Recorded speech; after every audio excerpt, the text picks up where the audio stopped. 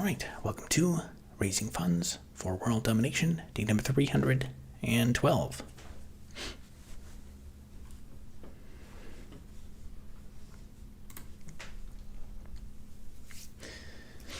All right.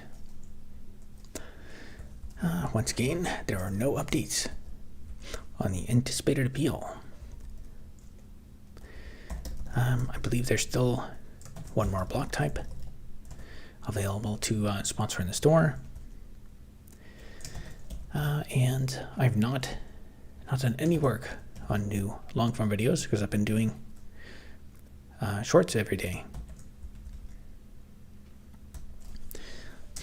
Okay, let's continue on with work on the terminal block mining simulation game.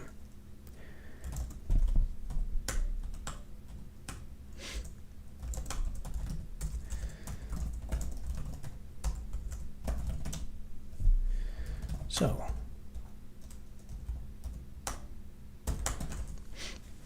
the recent bit of work has been focused on the big picture thing is to get client-side multiplayer working, and the specific task I'm working on is improving the fixes to the chunk loading and unloading class to support multiple clients at once. And currently I'm building some unit tests for the memory chunk loading class because there are no unit tests at all for it. And there's also a bug, which I'll probably fix. Orthoplex64, how's it going? I like the short about escape character today. Yeah, actually, just before I went live, I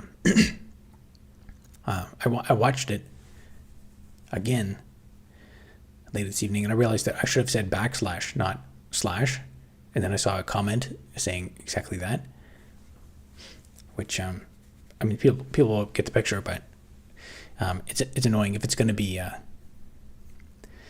like if it goes on to be one of those videos that gets 100,000, 1 million views, then it's going to be 5 billion comments being like, "Hey, don't you mean /?" Over and over and over again. Fordox10 says hello. How's it going? Okay, client works.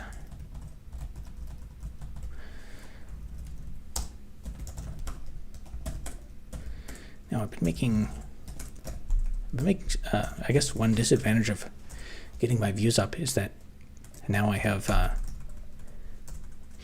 there's more chatting, so I'm not as productive on stream as much.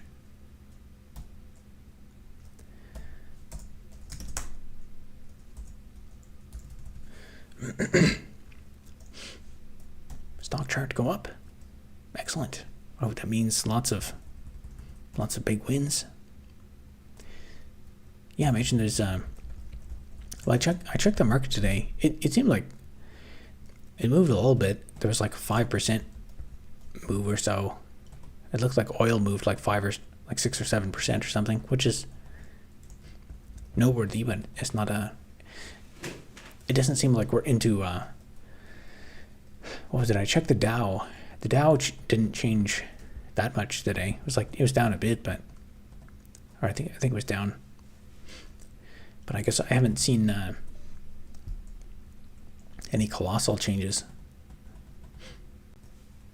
It's my favorite stream. Excellent. This is my favorite stream too.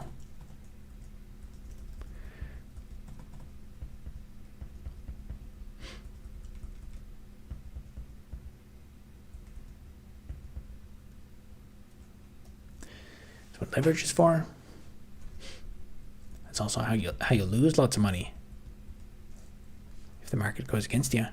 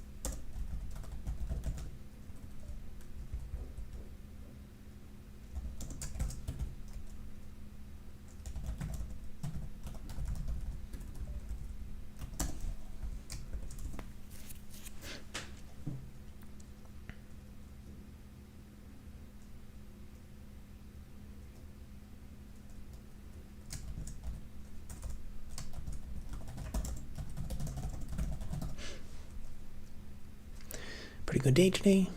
Playing the bounce. Yeah, from what I understand, the most successful long-term strategy seems to just be like fade. Whenever there's a big move, just assume that it's not a big deal and fade it.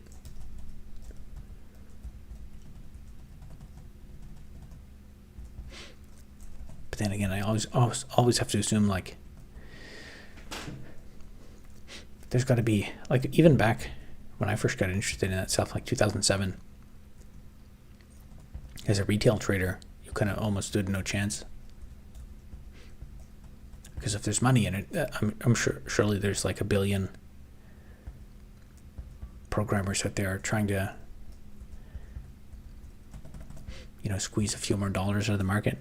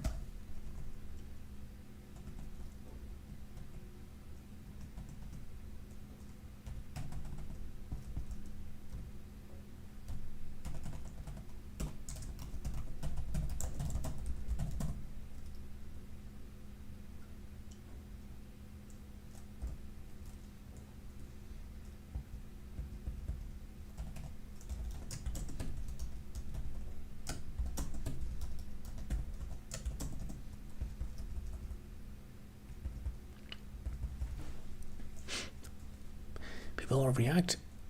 Plenty of volatility to play.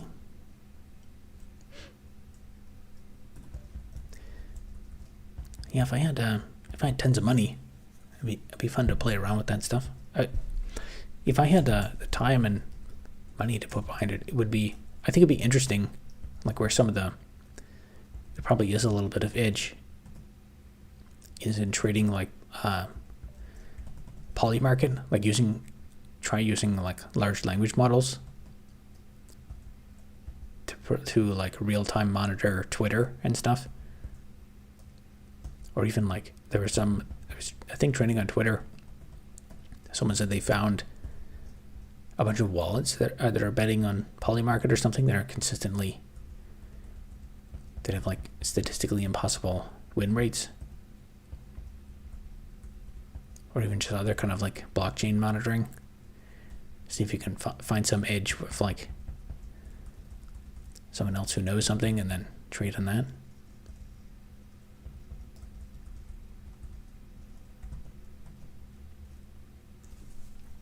But the reason I don't think more about it is there's so many other people doing that.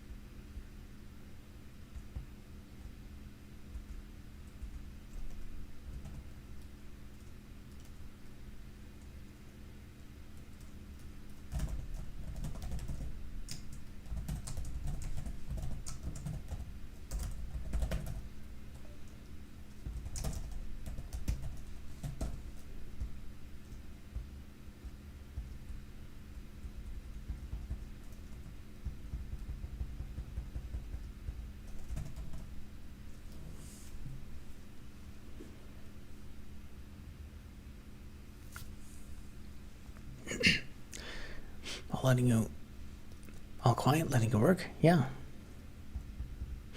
Thank you, everyone.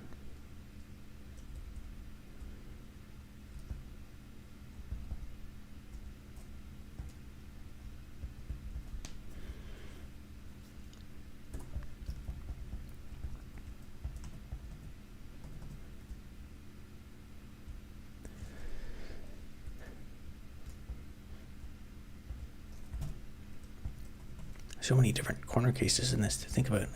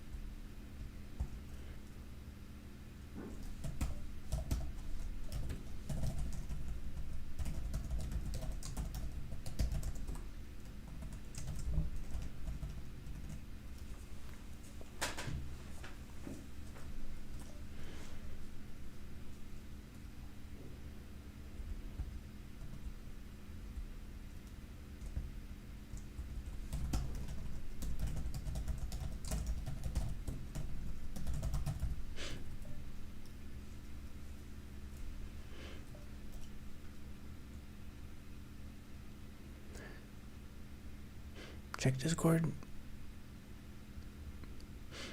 I mean, I haven't checked the Discord too much. Just not a lot of activity on there.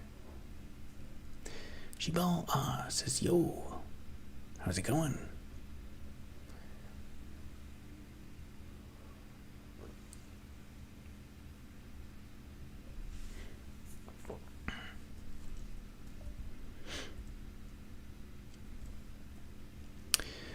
First time here, awesome stream name. Thank you. Glad you like it.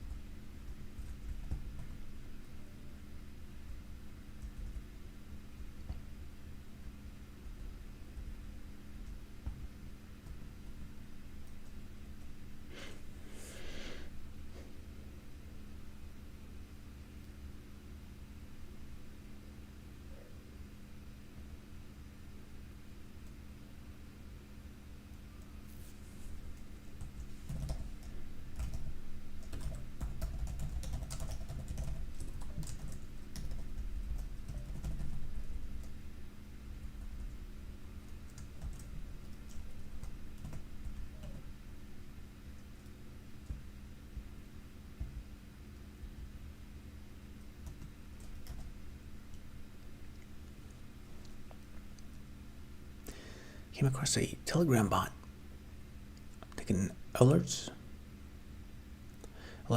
airplane price drops because the creators made a lot of money here.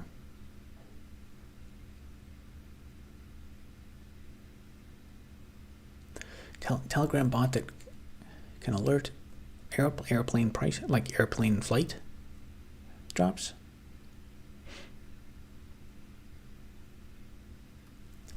I'm not sure what you mean by made a lot of money here. I guess I'm sure there's there's a way to make money on that, but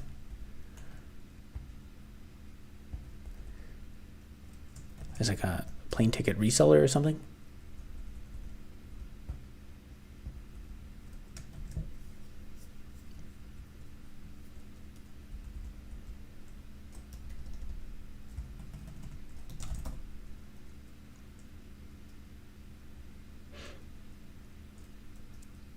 Might earn commission per booking.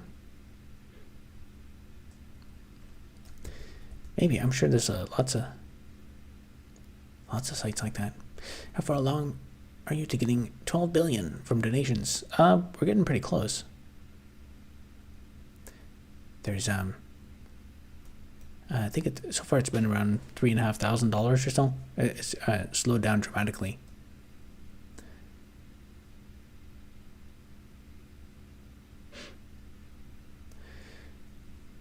Check Discord from username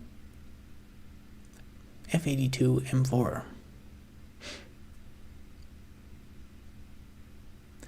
Yeah, I don't know. That's a random comment to lead with, but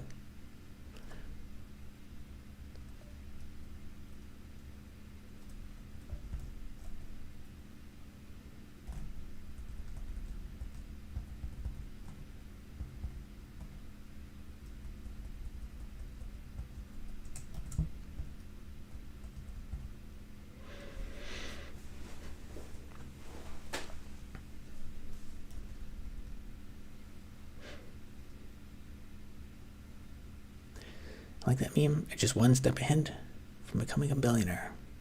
All I need is money. Yeah, I just need a few more dollars, and then I'll only be about $1 million away.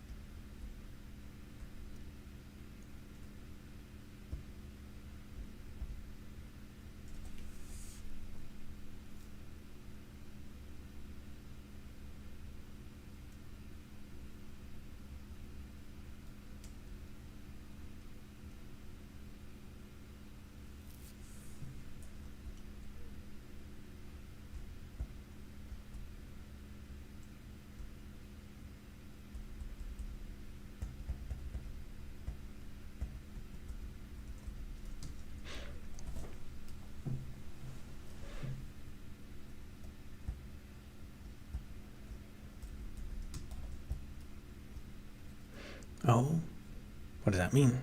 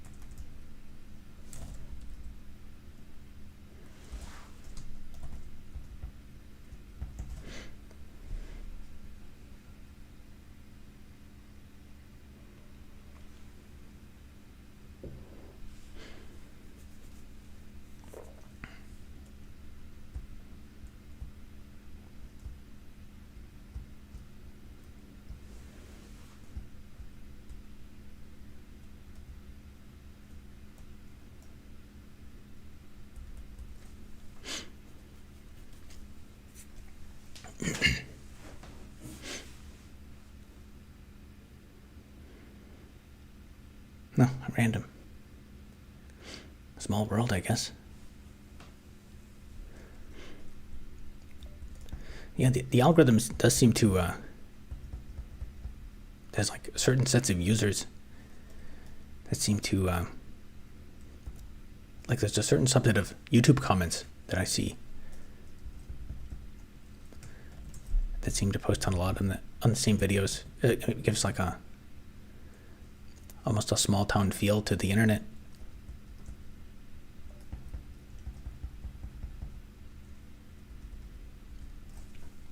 But in a way that's kind of not good, because it means that the algorithm is putting everyone in bubbles.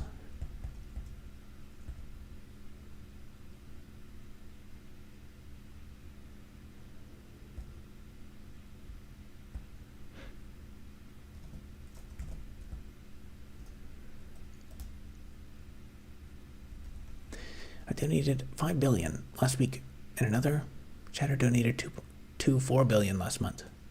But the donor goal is now $12 billion. These streamers always move the goalposts. Did you? I don't know. I don't remember that. I don't know. Something doesn't add up. I think there's a max of like, I don't know, 500. Or it's like a few $100s or something per week or something.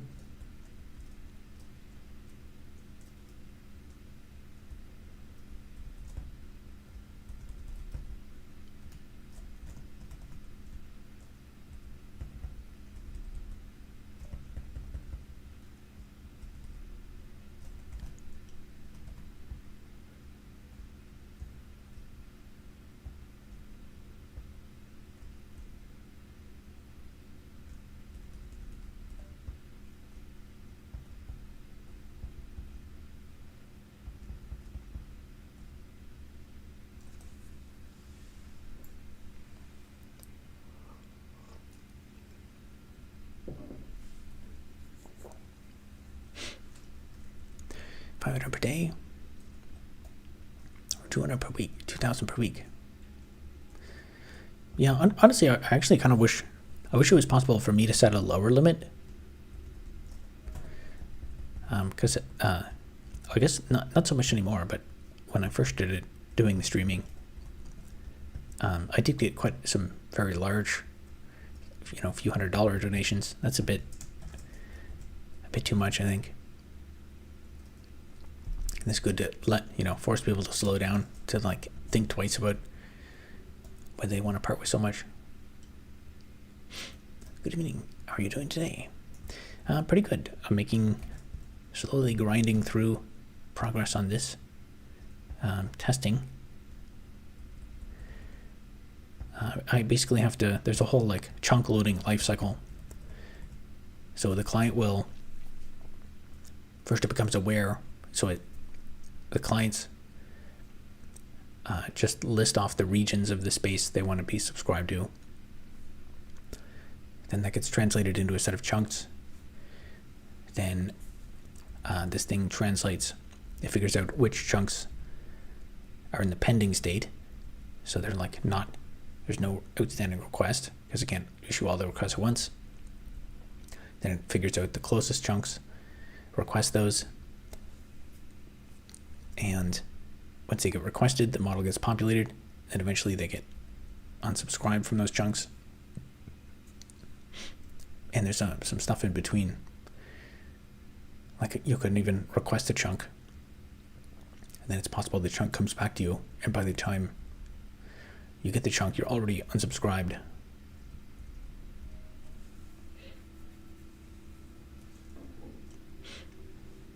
You can pass these donut limits by using a pack established by my trust fund. Nice.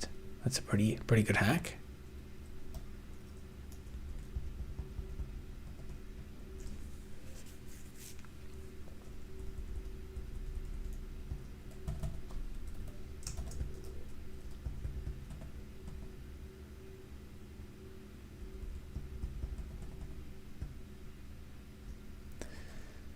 Okay, I guess.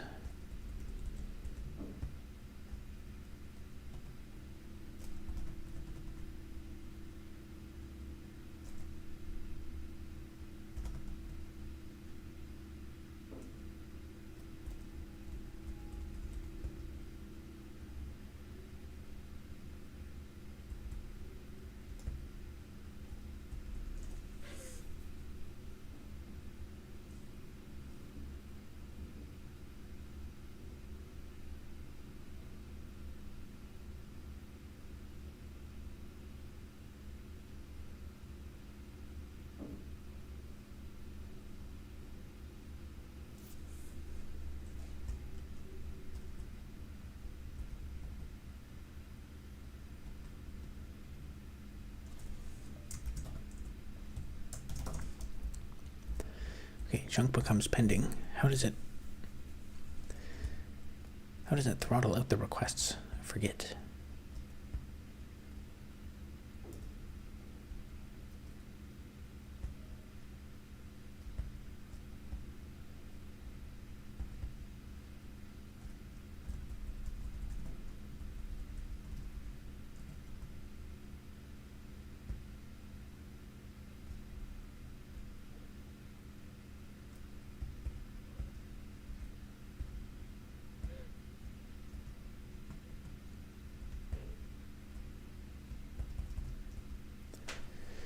Okay, so when the regions is updated,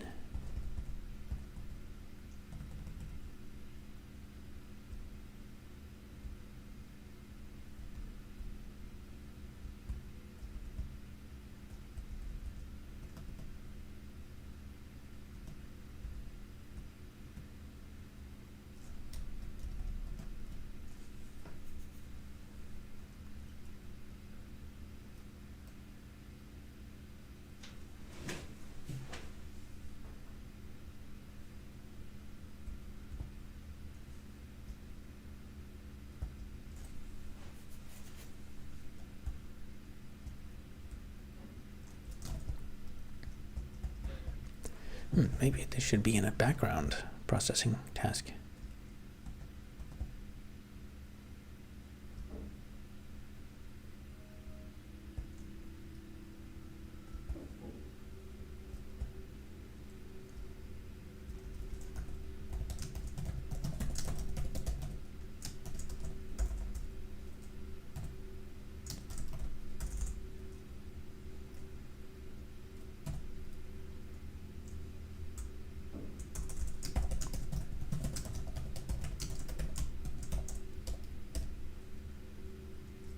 Oh yeah.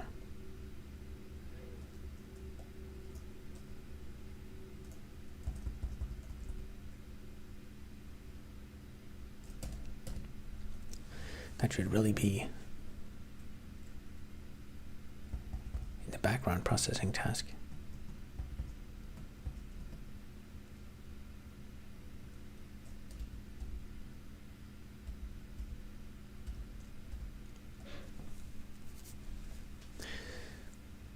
You answered this probably before, probably. How do you find your way to Linux? What made you stay? I guess I think I first heard about it when I first started getting into programming back in like 2007 or so. I always knew always knew of it, as like a tech savvy computer world involved Linux, and I just came to learn more and more of it. And then I guess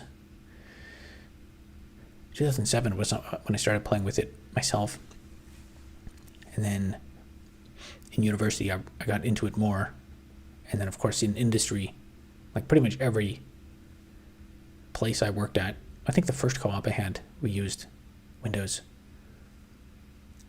but basically pretty much every system I worked on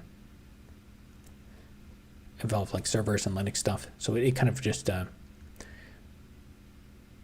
least in terms of my work, Windows became less and less relevant for work. And I think it was about halfway through school, I dual booted for a while. My main computer was Windows, and then I had a virtual machine. And when I needed to use like Linux personally, I would just boot up the virtual machine. And then eventually I switched. I think I dual booted for a while, and then I had an issue where Windows deleted. It decided to repair the boot shim for dual booting, and it completely corrupted both operating systems, and I lost a bunch of files. So then I switched, and I installed Linux as the main, and then I used VirtualBox to run Windows as like a secondary operating system when I had a reason to. And then eventually, and today I don't even have a Windows VM. I don't never. Honestly, today, Windows is so crazy. I don't even know how to use Windows, because they've started as of the last couple of years, like there's certain basic concepts.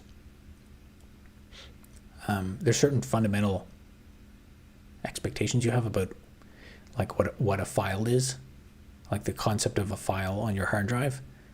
That used to mean something, but today Windows has it tries to like put your stuff in the cloud, and it like deletes your stuff, and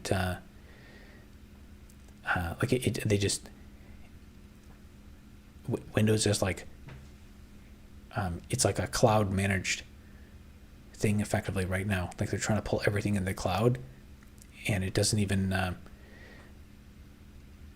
and like they're putting ads into it and stuff, and like it basically feels like you're using someone else's computer. And even with my parents, sometimes like they constantly boot up the computer, and it was it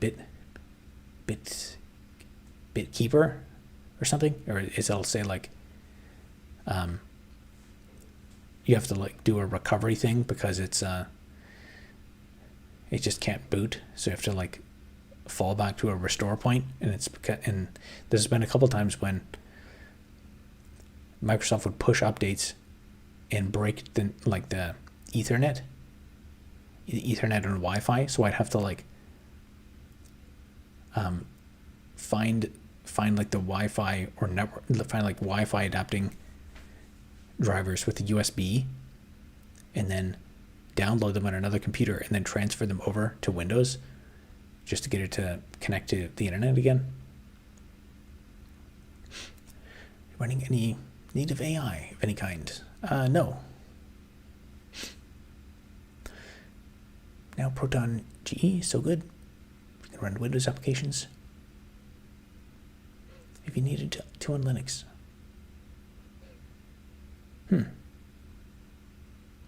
Interesting. It's good to know. I haven't needed to in a long time. Windows feels foreign to me though. Haven't used it since 2015. Yeah, I think it was around like 2012 or so. That's when I kind of I had the Windows VM for when I needed it, and then I just used it less and less. And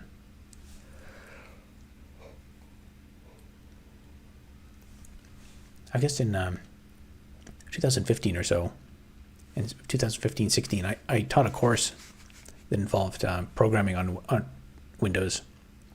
And for that, I used a Windows VM, but that was kind of the last time. You don't trust the LTSC versions of Windows? long-term service something versions. I don't even know what that specifically stands for. I just know, like, family members that have gone to the store and bought a Windows computer that comes with just like regular Windows, and they're not technical people. Windows will just like download updates and completely like effectively like make it so it's not bootable, or make it so it can't connect to the network. Downloading catchy OS right now. Know nothing about Linux. Wish me luck. Yeah, I'd say Linux is great to try out. What I would recommend is, like, if you still use Windows, like depending on what you do, most people who are using Windows probably have like a couple applications you still need on it. I would say the best thing is you take an old laptop that you don't really care about, like your old, previous laptop, and if there's any files on it, make sure you back it up, and then just wipe all the data off that old laptop and install Linux on the bare metal machine on that old laptop, or you could put it in a VM, but be slow.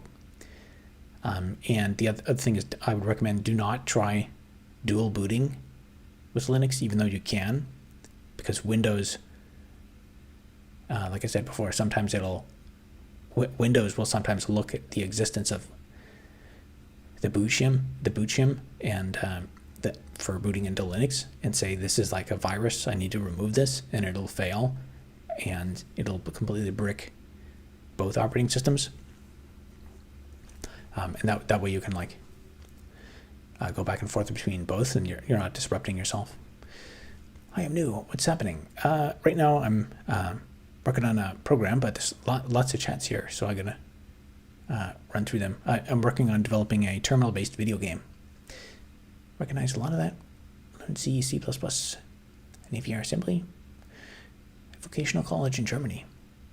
It's on OpenSUSE. Tried it at home and liked it. Windows bricked rub. Yep. Sealed Microsoft fate for me. Except some gaming. Yeah, gaming. I don't play any games, so that's pretty much the only hitch. Although I think what was it, Valve? Was it Valve the company? Anyway, they're making a lot of. They've been doing a push for gaming on Linux, and I think that's really, I think, the biggest barrier to getting the world on Linux. Windows 10, 11 Enterprise LTSC, long-term service channel, specialized stripped-down edition, designed for mission-critical fixed function systems, ATMs, medical, manufacturing. Yeah, that's probably, if it's designed for that stuff, it's probably reasonably stable. I would imagine for that stuff, there's probably, even if they brick it, it's probably like into the service contract that they'll actually, they do a bit more testing, or they maybe do like more careful staggered deployments, so they would deploy to a limited number of nodes, and then make sure they don't go offline. Just stagger the rollouts. But always just try Debian Ubuntu or Arch maybe. Yeah, I'd say if you're trying Linux, Ubuntu is, or I think Linux Mint. I've never tried it, but people say it's pretty good. Generally speaking, I don't think, in my view, all distributions are basically the same thing. They just come with like pre-configured, like the software that's installed on them on day one is exactly what you want in some cases. Like Fedora comes with SE Linux installed on it, like by default. And on Ubuntu, if you want to install SE Linux, you can. You just have to do the work of it. and then the package managers are different. And like theoretically, you could run a sequence of commands to transform any distribution into any other distribution with lots of work and probably lots of issues. But the best thing is just like pick something that where the stuff works. Like I think Pop OS, if I'm not mistaken, is good for gaming. I could be wrong on that, but if you're not, and then Kali Linux has all the hacking tools and stuff installed. So you want to pick the one that has, and like Raspberry Pi OS has all the like embedded systems experimentation stuff on it. So it makes sense to install the distribution that is going to result in the least amount of screwing around in the future. Honestly, it could be a Chrome OS user. So basically, I am, besides running LLMs. Yeah, a lot of people just use a web browser these days for pretty much everything. Using an old ThinkPad as a server, running Debian. First real foray into it. I like it so far. Nice. That's a good way to get started. Definitely recommend. Anyone with an old device. Yeah, I think that's the best way to get into it. Just to take an old device that you kind of don't care about and then experiment with it. You may have a bad experience if you like try switching from, if you actually use Microsoft products and you expect like a perfect stand-in on day one.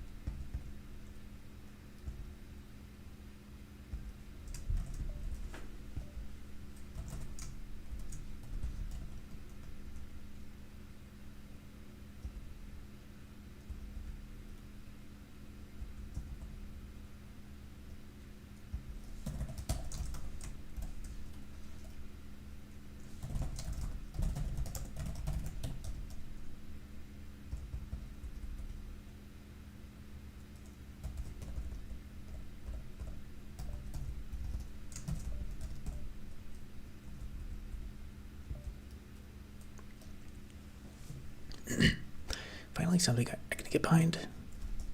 Excellent.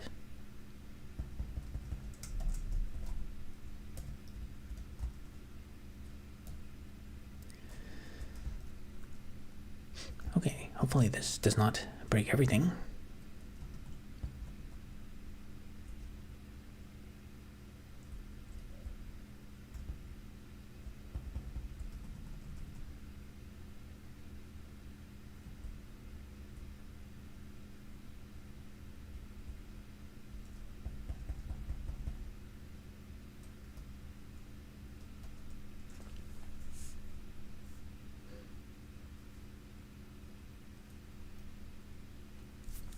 Actually, you know what? Maybe I'll not do this change. I'll do that later once I have better test cases.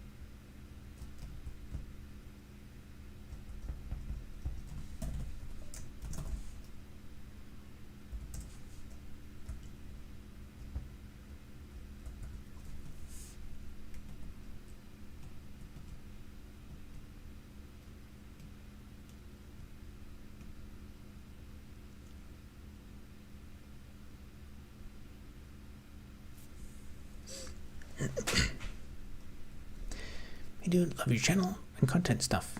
It's fun. Fun as shit. Keep on keeping on, dude. Much love. Thank you very much. Let's see, there's quite a conversation going on tonight. Feel like Arch is out of my league. Don't even program. Yeah, Arch is I guess it probably helps. Arch is like too bleeding edge, in my opinion. Like I've said, every distribution is like a tool, and I think Arch makes a bit more sense if you're like a developer or a tester. Like if you're working, like if you are contributing to open source or something, you're going to rely on like, 20 different libraries and like dbus and display packages and stuff. And in the process of developing stuff, you probably want to get like the latest things that other people developed and test with. And that's kind of where I think Arch makes more sense. Like I think if you use your operating system to develop operating system software, Arch probably makes more sense. But if you just want to like build something else other than operating system software for Linux, it's just like the fact that like you boot up sometimes and then like the drivers to talk to your hard drive don't work, so you've got to resolve that. Like that, I don't have time to fix that stuff.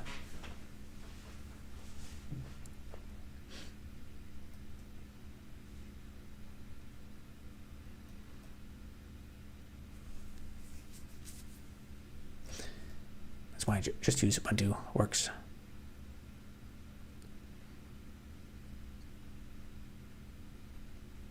Definitely don't have command line phobia. I feel like I would forget something when installing packages.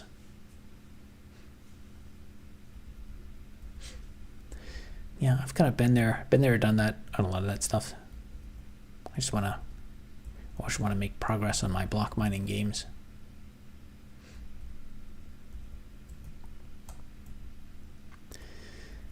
All right, I'll leave things here for tonight.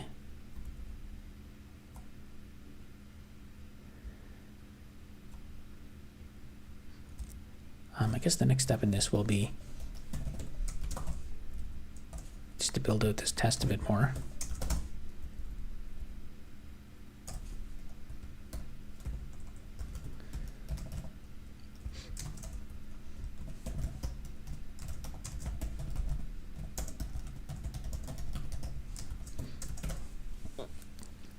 So the next step will be